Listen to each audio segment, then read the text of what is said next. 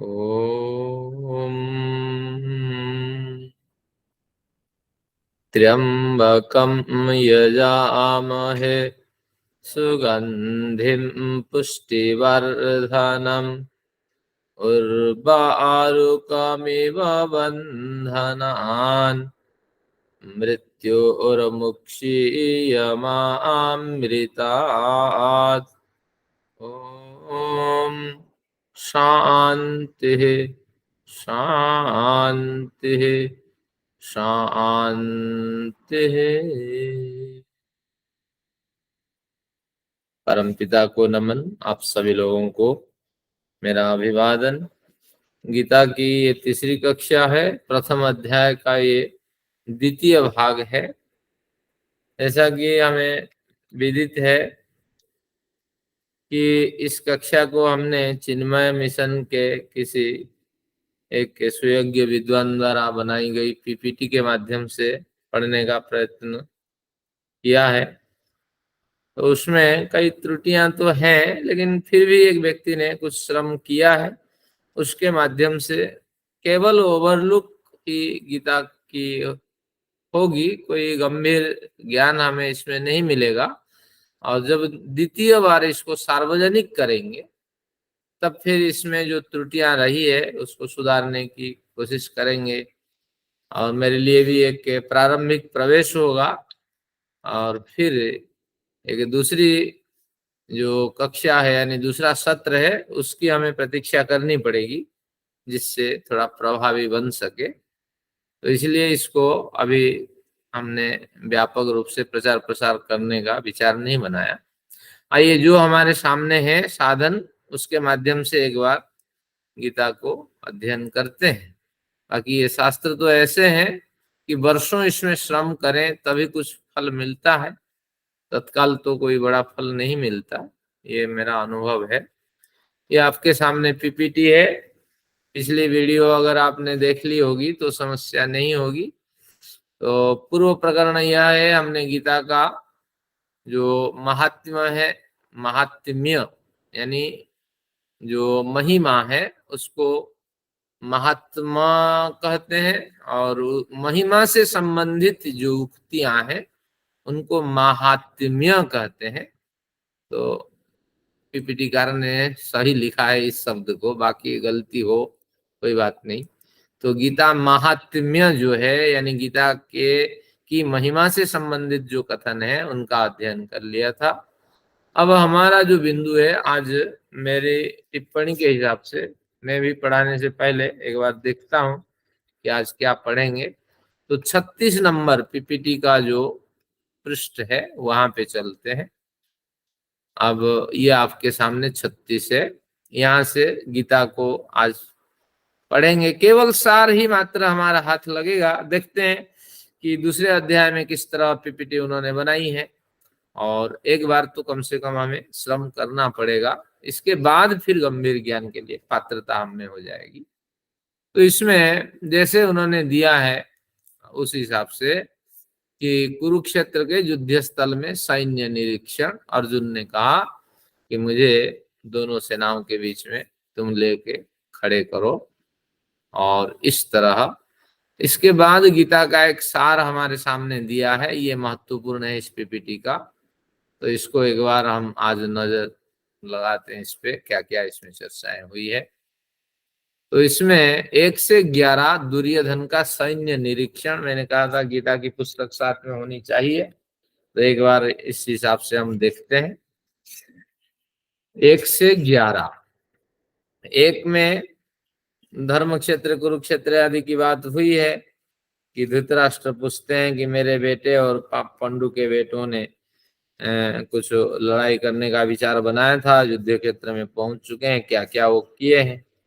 दूसरे में कि इस तरह पांडवों की सेना को देख करके और आचार्य के निकट पहुंचकर, आचार्य द्रोणाचार्य के निकट पहुंचकर, और राजा वचनम अब्रवीत, उस समय राजा युवराज जो दुर्योधन था उन्होंने कुछ कहा। तो क्या क्या कहा मैं केवल सार बताता हूं ताकि विषय में हमारा प्रवेश हो जाए। तो आप इस तरह सारा इसको देखते रहें।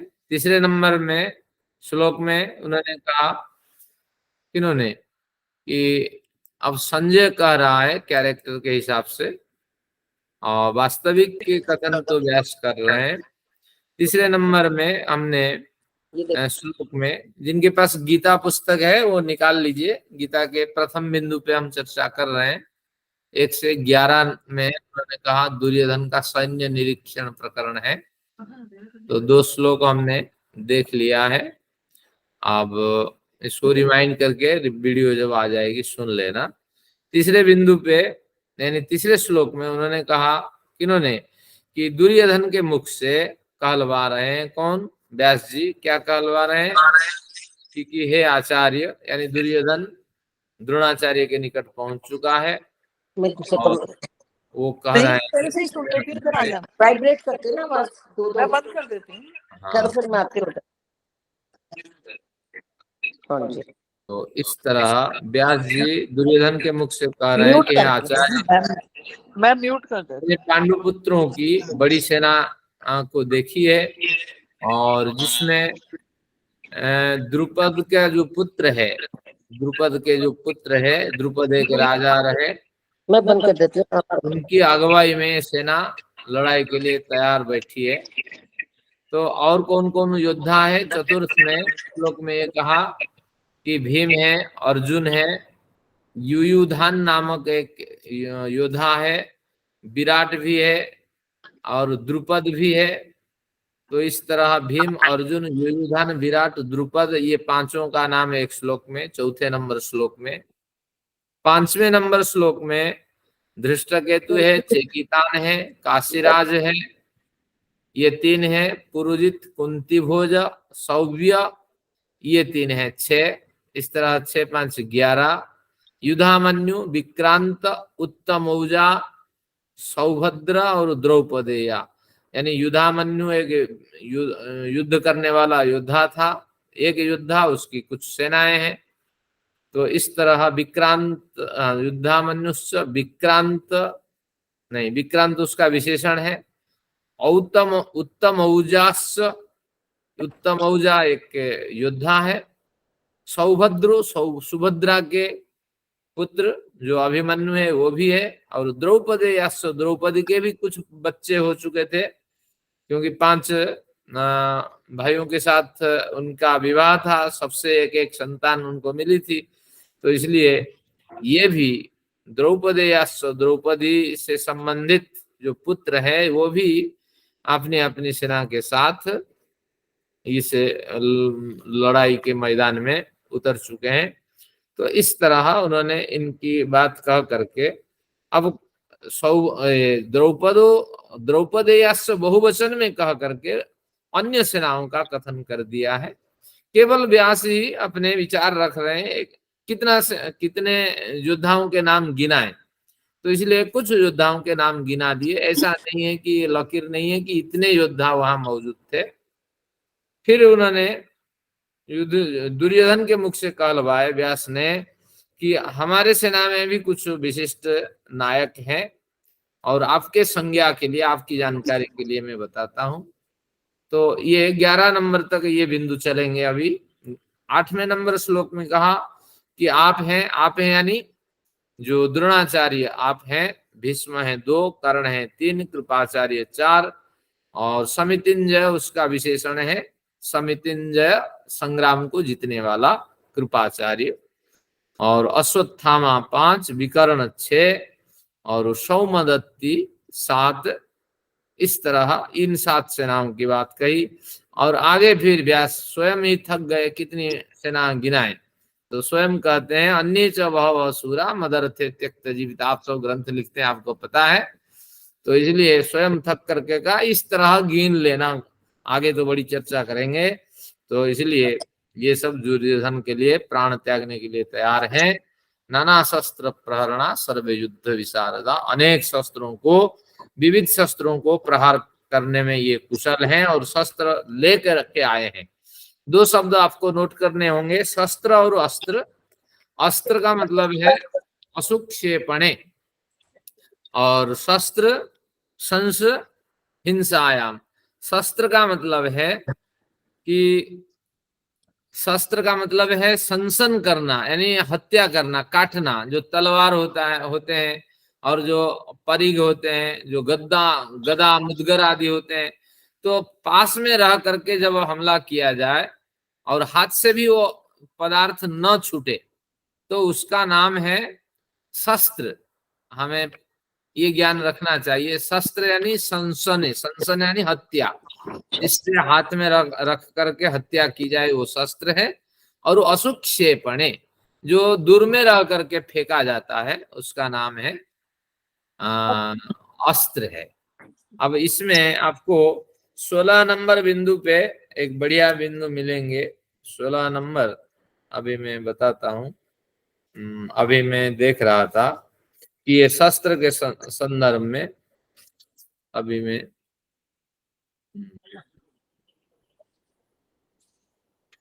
एक मिनट में ये निकलेंगे। हाँ, 11 नंबर बिंदु पे देखिए, अभी आइए, अभी तो आएंगे, अभी 8 पे हैं। 11 नंबर में शस्त्र का उदाहरण देता हूं। अयनेशु च सर्वेषु यथाभागम अवस्थित। अयनेशु घुमा, क्योंकि एक रथ होता है, एक रथ है तो बड़ा रथी है, तो उसके पीछे 2000-3000 सैनिक, अपने सैनिक चलते हैं, ताकि कोई दूर से भाला फेंक करके घायल न कर दें योद्धा को या सारथी को, तो उसकी सुरक्षा के लिए चलते हैं। देखिए, जो आजकल दिखाया जाता है इसमें टीवी फीवी में, वो वास्तविक लड़ाई नहीं है। अरे कोई योद्धा खड़ा है और बिना सुरक्षा के, और चारों ओर खुला मैदान है, तो कहीं से भी तीर आ सकता है और कहीं से भी भाला आ करके आपको मार सकता है, आपकी हत्या कर सकता है। तो इसलिए यहाँ ये पंक्ति को ध्यान देना चाहिए। वो जो प्रोजेक्शन करने वाले होते हैं, ये क्या कहते हैं, अयनेषु च सर्वेषु यथाभागम अवस्थित। यानी अयन यानी मोड़ों, विविध मोड़ों पर, महत्वपूर्ण मोड़ों पर अपने अपने भाग में सेनाएं खड़ी हुई हैं। और भीष्ममेवाभिरक्षन्तु भवन्तः सर्व एव हि, सर्वे भवन्तः एव भीष्मम एव अभिरक्षन्तु। और आप सभी से मेरा निवेदन है कि आप अपने सेना के द्वारा तो सुरक्षित हैं, लेकिन आपको भी ध्यान रखना पड़ेगा, भीष्म बड़े योद्धा हैं, तो उनकी भी आप सुरक्षा करो। ऐसा नहीं कि भीष्म, जैसे लिखा है महाभारत में कि एक दिन में 10,000 सेना मारता था वो। अरे आसान थोड़ी है 10,000 सेना मारना, लेकिन उसकी व्यवस्था इस तरह थी कि भीष्म की टोली अगर आ जाए तो जो शत्रु पक्ष के सेना वो भाग खड़े होते थे, क्योंकि बड़ी सुरक्षा के घेरे में वो रथ चला करके भीष्म आता था और भागते हुए सेनाओं पे हमला करता था। तो ये बिल्कुल एक बढ़िया नजरिया आपको यहाँ 11 से स्पष्ट हो जाना चाहिए, बल्कि यहाँ इसको टिक मार्क कर दीजिए।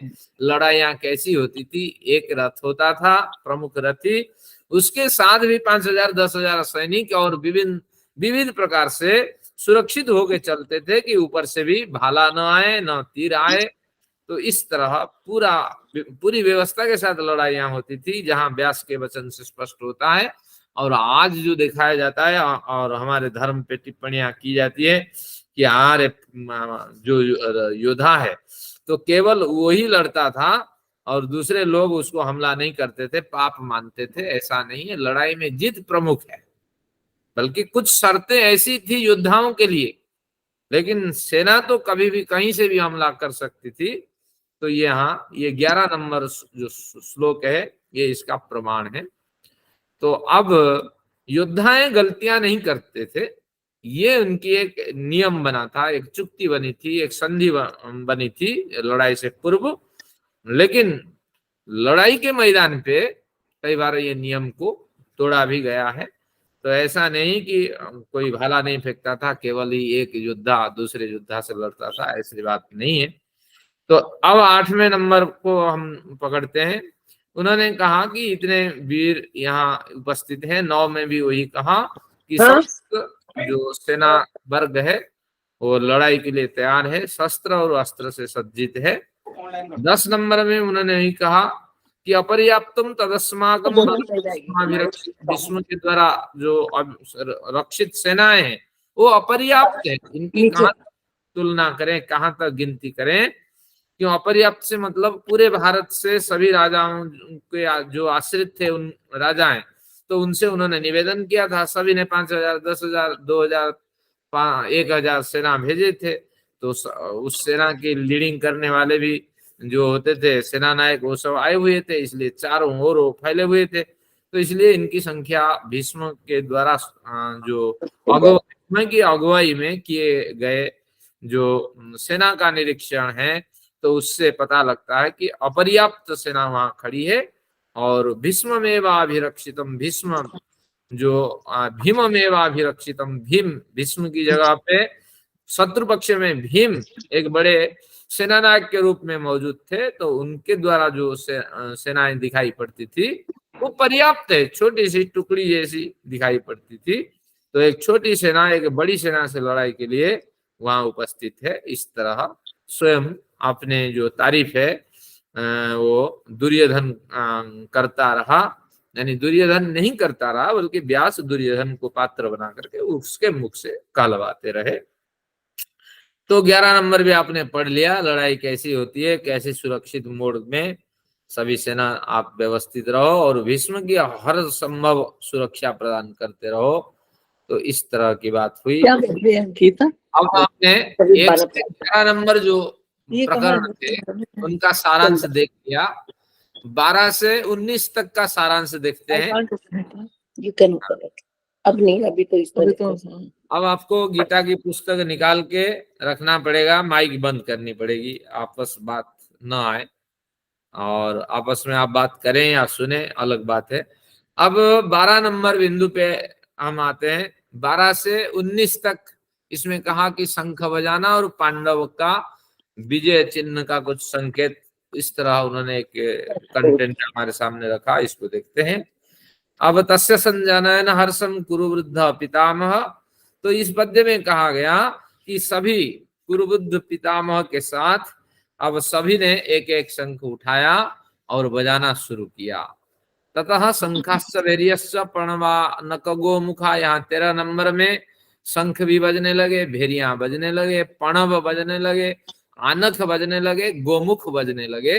तो यहाँ से आप देखिए प्राचीन भारत में हमारे पास क्या क्या वाद्य यंत्र थे, शंख थे, भेरियां थी, भेरिया नहीं जो क्या कहते हैं, एक बड़ा सा डंडा होता है और आगे भाला, हाँ क्या कहते हैं, भाला भाला, हाँ भाला थोड़ी है, भाला तो लड़ाई के लिए अस्त्र है। अब ये वाद्य यंत्र है कि एक बड़ा सा लंबा डंडा होता है और उसमें आवाज भरते ही उसके मुंह खुला हुआ होता है, खूब जोर से आवाज होती है, तो इस तरह उसको भेरी कहते हैं। हाँ हो सकता है कुछ। और प्रणव आनक गोमुख, ऐसे तुतु बजता है ना इस तरह, हाँ तुतु बजने वाला है। यस सहसा एवं अभिहन्यंत, ये सब एक साथ बजने लगे, क्योंकि कुरुवृद्ध पितामह, कुरुश्रेष्ठ पितामह भीष्म ने जैसे बजाना शुरू किया, अब सब बजाना शुरू किया। अभी लड़ाई हुई नहीं है, तो इस तरह पहले सेनाओं को उत्साहित करने के लिए, और जो सेना अभी जॉइन नहीं किए हैं, लड़ाई के एक समय भी निर्धारित किया गया था, इस समय हम लड़ाई करेंगे, इस समय खत्म करेंगे, लड़ाई के इन शर्तों को हमें मानना होगा, और जहां शर्त नहीं मानना होगा तो वहां एक पक्ष दूसरे पक्ष पे हमला कर सकता है। तो इस तरह कुछ शर्तें बनाई थी। तो अब लड़ाई तो नहीं हुई, लेकिन अब वाद्य बजने लगे। और क्या क्या बजने लगे, जब वाद्य बजने लगे, ततः श्वेत हयर्युक्ते महति चंदन स्थित, तो यहाँ सफेद घोड़ों के साथ रथों में बैठकर माधव पांडव शैव दिव्यौ शंखौ प्रदधमतु, माधव और पांडव, पांडव यानी यहाँ अर्जुन, इन दोनों ने बड़े दिव्य शंख को धारण किए। तो पांचजन्य ऋषिकेश, कृष्ण ने पांचजन्य नामक शंख बजाया। देवदत्त धनंजय, धनंजय ने देवदत्त, जो धनंजय है देवदत्तम धनंजय, हाँ धनंजय ने देवदत्त नामक शंख बजाया। अब पौंड्रम दधमऊ महाशंखौ, पौंड्र राजा ने महाशंख बजाया, बड़ा शंख बजाया। और ब्रुकोदर भीम, भीमकर्मा ब्रुकोदर भी अपने विराट शंख बजाया। तो विराट शंख के साथ इसका होगा, तो ये दोनों के बड़े बड़े शंख थे। अब जैसे व्यास चाहते हैं हम ऐसे पढ़ते हैं। तो अनंत विजयम राजा कुंती पुत्र युधिष्ठिर, तो कुंती पुत्र युधिष्ठिर ने अनंत विजय नामक शंख बजाया। नकुल सहदेव ने सुघोष और मणिपुष्पक नामक शंख बजाया। शंख के नाम उन्होंने रखा है। हो सकता है प्राचीन भारत में शंखों के कोई कई भेद हो सकते हैं, ये रिसर्च का विषय है, क्योंकि इतनी शंखों के नाम अगर दिए गए हैं तो शंखों के क्वालिटी के हिसाब से आज भी कई तरह के शंख मिलते हैं। मैं जगन्नाथपुरी का होता हूँ, हमारे घर में कई तरह के शंख होते हैं, तो कोई छोटा, कोई बड़ा, कोई सफेद बढ़िया प्लेन, हाँ, कोई 5 सींग वाला शंख दिखाई पड़ता है। तो इस तरह शंखों के नाम होता होगा। तो ये कुछ हमारे जो भौगोलिक स्थिति है उसकी हमारी जानकारी हुई। काश्यश्च परमेश्वासा शिखंडिश्च महारथ धृष्टद्युम्न विराटश्च सात्यकिश्चापराजित। ये 19 तक चलेगा। तो इस तरह सभी ने कुछ शंख बजाए। सौभद्रो द्रौपदी सर्वस पृथ्वीपते सौभद्रश्च महाबाहु, सुभद्रा के पुत्र, द्रौपदी के पुत्र, ये सब शंख बजाने लगे। सघोष धार्तराष्ट्राणाम हृदयानि वेदारयन। तो जब शत्रु पक्ष के शंख बजे तो फिर हाँ पांडव भी शंख बजाने लगे और प्रणव, आनक, गोमुख, भेरी ये बजने लगी। तो कहते हैं कि इसको सुन करके धृतराष्ट्रों के हृदय विदारित हो गया। हृदय विदारित हो गया, कैसे पता लगा हृदय विदारित हो गया? जो व्यास कहेंगे ना, क्योंकि यहाँ से तो बड़े पैमाने पे शंख वाद्य बज रहे थे और यहाँ से तो छोटा पैमाना अभी भी स्वयं ही कहा व्यास जी ने इनके मुख से, दुर्योधन के मुख से, तो पांडव लोग क्यों डर जाएंगे? लेकिन यहाँ उनका वक्ता का अपना अभिप्राय है। जैसे आप सीरियल देखते हैं, हाँ, मैं भी कई बार बच्चों के साथ बैठ जाता हूँ, अरे जैसे लिखेगा राइटर उस हिसाब से ना उसका आनंद लीजिए ना। और सीरियल के अंदर घुस करके अब गलत हुआ, अच्छा हुआ, ये अगर कहेंगे तो फिर आपको मजा नहीं आएगा। तो बहुत कुछ हो सकता था, लेकिन राइटर ने नहीं लिखा, उसको स्मरण नहीं रहा। चलिए अब देखते हैं 19 नंबर खत्म होने के बाद एक तीसरा बिंदु हम चलते हैं। तीसरे बिंदु में 28 से 30 तक ये करुणा की बात कही जाएगी। तो इसको भी एक बार पढ़ते हैं, यही खत्म हो जाएगा शायद। 28 से 30 का प्रकरण है। तो दुर्योधन का सैन्य निरीक्षण पड़ा, शंख बजाना पड़ा। अब नहीं, ये 20 से 27 अभी पढ़ना है। अर्जुन को विषाद हुआ एवं युद्ध के प्रति अनिश्चितता अर्जुन के मन में आई, तो वो देखते हैं। तो ऐसी स्थिति में तो 20 नंबर देखिए, 20 नंबर में क्या कहते हैं?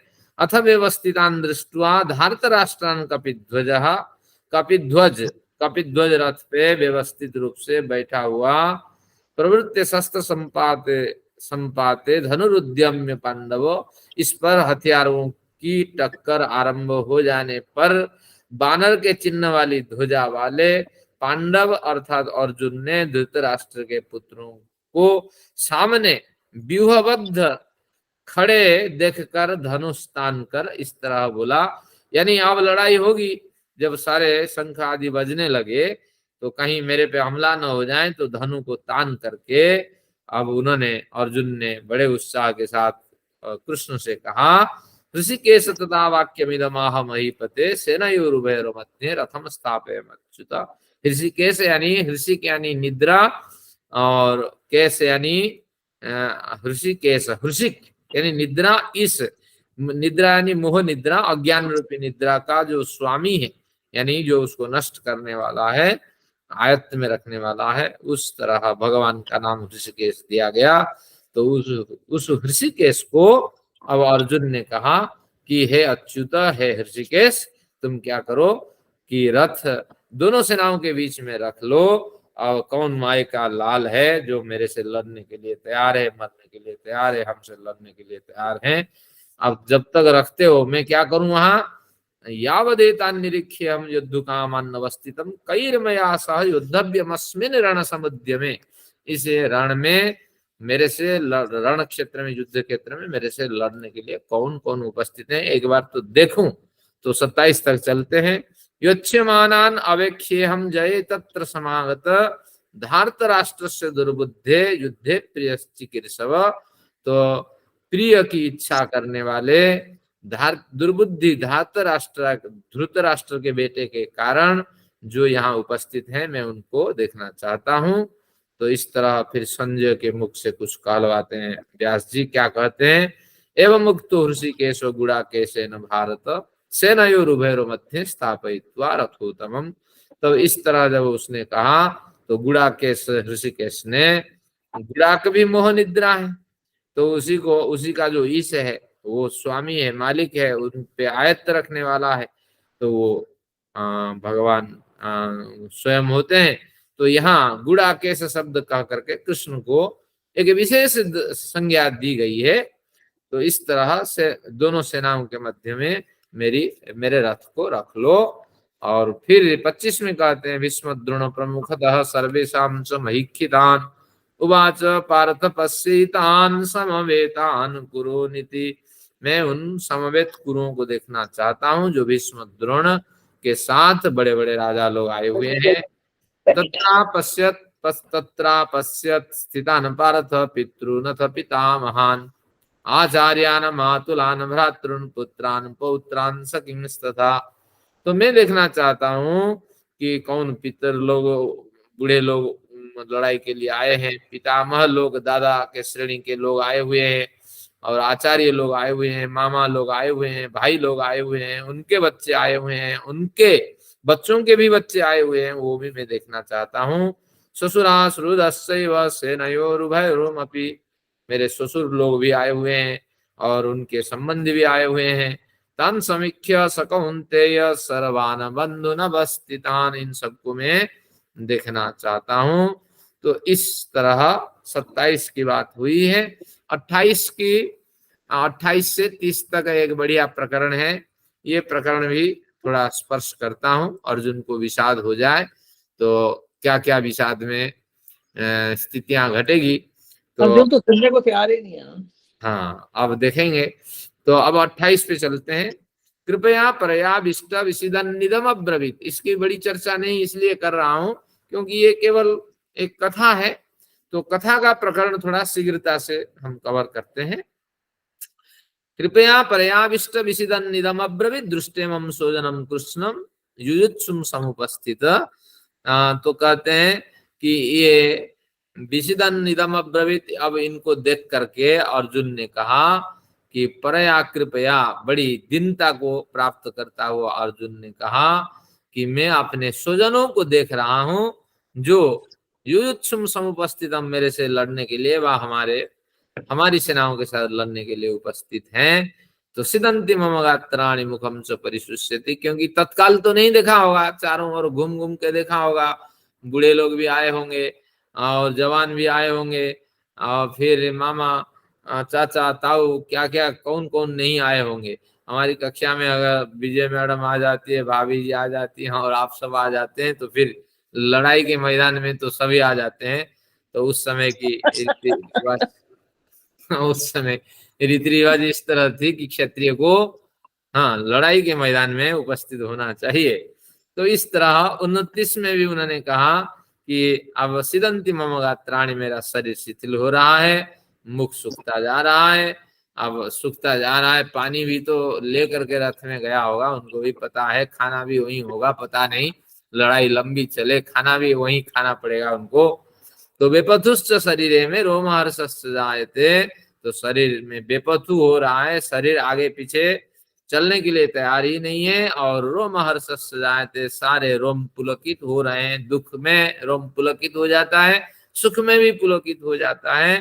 तो इसलिए गांडीवम संसते हस्तात्वगचैव परिदह्यते। अर्जुन का एक विशेष किस्म का धनुष था, तो उसका नाम गांडीव था। वो उसमें बाएं हाथ से भी तीर चला लेता था, दाएं हाथ से भी तीर चला लेता था, थक जाता था आदमी, तो इस तरह उसका अभ्यास था। तो वो गांडीव वाला जो धनुष है, एक धनुष नहीं कई धनुष होते हैं, उनका नाम गांडीव है, बड़ा धनुष होता होगा, और उसके डंडी भी बड़ी होती होगी। तो इसलिए एक धनुष टूट जाए तो उसी किस्म के दूसरा धनुष भी उठाता था, 5-10 धनुष लेके गया होगा।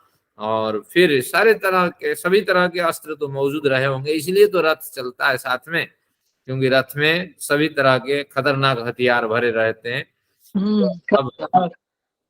अब कहते हैं ये गांडीव भी मेरे से उठाया नहीं जा रहा है, मेरी चमड़ी जल रही है, और मैं खड़े होने में असमर्थ हूं, मेरा मन भ्रमित हो रहा है।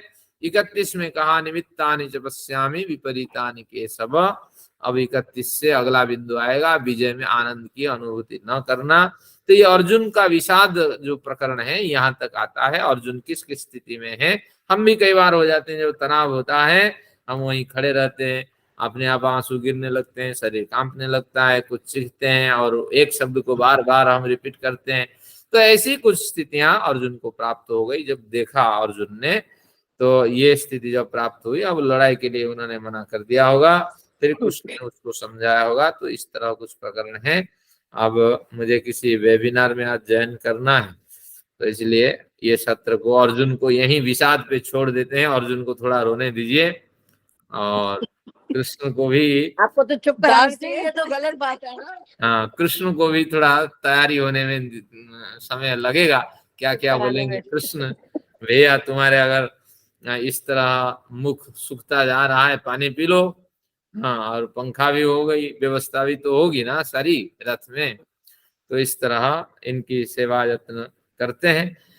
चलिए 5 मिनट आपके लिए अतिरिक्त कोई विचार रखना हो, यहीं शेयर जो पीपीटी इसको बंद करते हैं।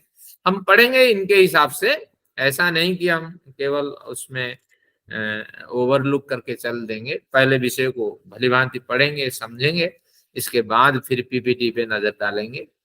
चलिए आज का सत्र मेरी ओर से यही समाप्त है। कुछ 2-4 मिनट आपके विचार सुनते हैं। तो कुछ, हाँ भाभी जी, आप विचार रखना चाहें, विचार रखें, केवल 2-3 मिनट। भाभी जी आपके विचार सुनना चाहती हैं। आप अभी तो विचार आए नहीं है, अब जो गीता के विचार आएंगे तभी चर्चा होगी। अभी तो अर्जुन परेशानी में है।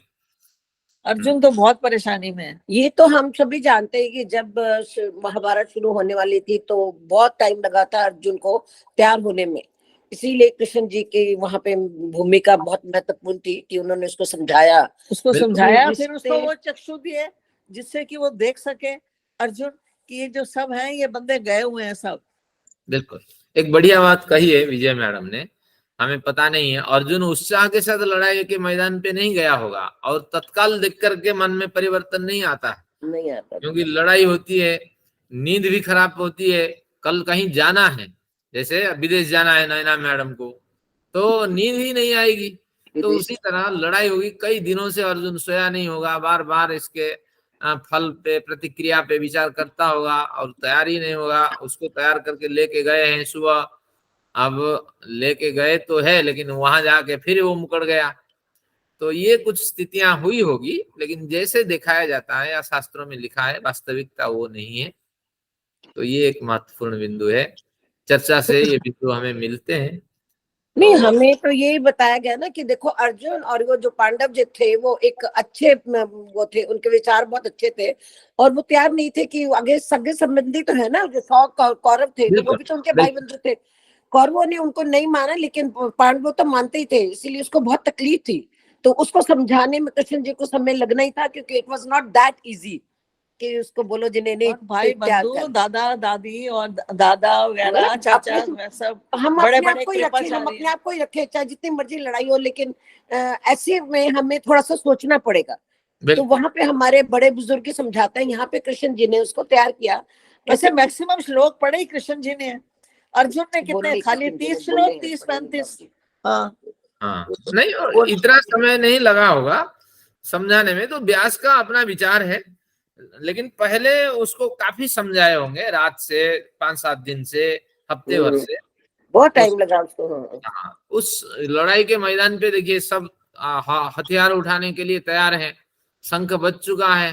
तो ऐसी स्थिति में अर्जुन को और उपदेश देंगे 700 श्लोक, तो अब अर्जुन को ही खतरा हो जाना है। जब भीष्म को खतरे की बात यहाँ कही जा रही है 11वें श्लोक में, आपने देखा कि आप सभी से निवेदन है, आप अपने मोर्चों के द्वारा सुरक्षित हैं, लेकिन भीष्म को जबरदस्त सुरक्षा दें, तो अर्जुन क्या है। तो लेकिन यहाँ महत्वपूर्ण भूमिका कृष्ण की है। देखिए, वो तो अर्जुन को लेके मैदान पे गया था, 90 साल का बूढ़ा, फिर ये घोड़ों को भी खाना खिलाता होगा, घोड़ों को भी चुनाव करता होगा, फिर रात को लड़ाई के बाद आगे घोड़ों को बांधता होगा, फिर कल ये घोड़े थक चुके हैं, नए घोड़े लेना है। तो ये काम पहले उठ करके कितना मेहनत करता होगा कृष्ण। तो इसलिए कृष्ण भगवान जिसे कहते हैं भगवान, यानी एक विशिष्ट स्थान देते हैं भगवान जैसे। तो इस तरह तो महापुरुष कृष्ण को हम नमन करते हैं। आज का सत्र यहीं समाप्त करते हैं। देखते हैं कल विषाद से अर्जुन कैसे उबरता है और हमें क्या क्या विचार मिलते हैं। आप सभी लोगों का धन्यवाद। कुछ आपका व्यस्तता धन्यवाद, आपका बहुत बहुत धन्यवाद, धन्यवाद। बहुत बहुत धन्यवाद। कुछ व्यस्तता होने के कारण मैं साथ छोड़ रहा हूँ आपका।